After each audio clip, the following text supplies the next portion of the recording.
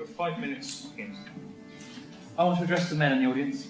Sorry, ladies. I love you, but this is for the boys.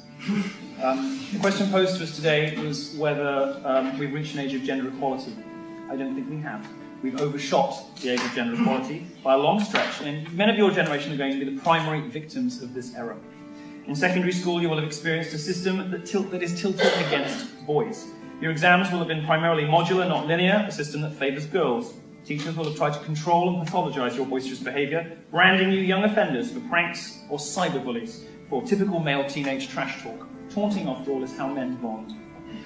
Your female peers will be encouraged at every stage of their educational journey.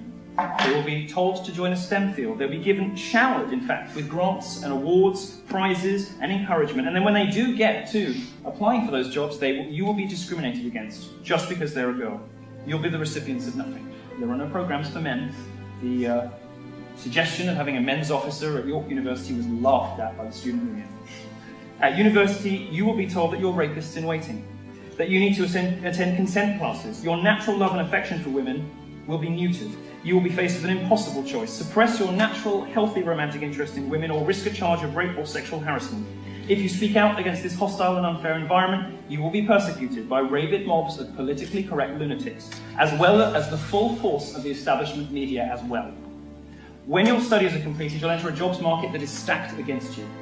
With companies pressured from all directions to hire women, you will be at a 2-to-1 disadvantage if you are in STEM subjects, and possibly worse in others. If you do happen to land a job, a single inappropriate remark or a single accusation of an inappropriate remark or any unsubstantiated allegation can destroy your reputation forever. Despite all this, I'm not worried for you, because you're men. Your incalculable, intolerable, impossible obstacles have been placed before you precisely to overcome. And overcoming is what men do best. It's in the nature of men to battle on under impossible odds. We do that in war, we do that in all sorts of things, and we will do it here. Throughout your education, you will have been fed a grim history of what men have done through the centuries. You'll be told that straight white men are worse than the Nazis.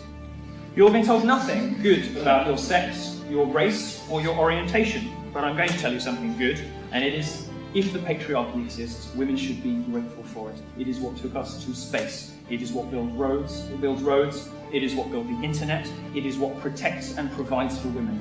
If it exists, thank God it does.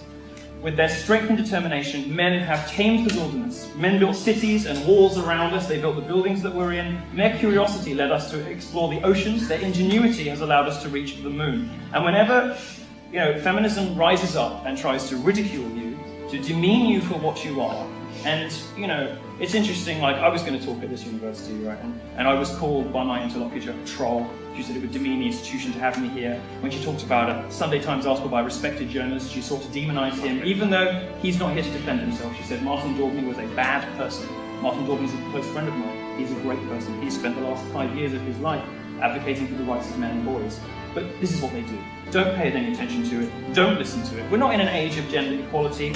Straight white women in the West are the most privileged class in the history of our species. But you'll be fine.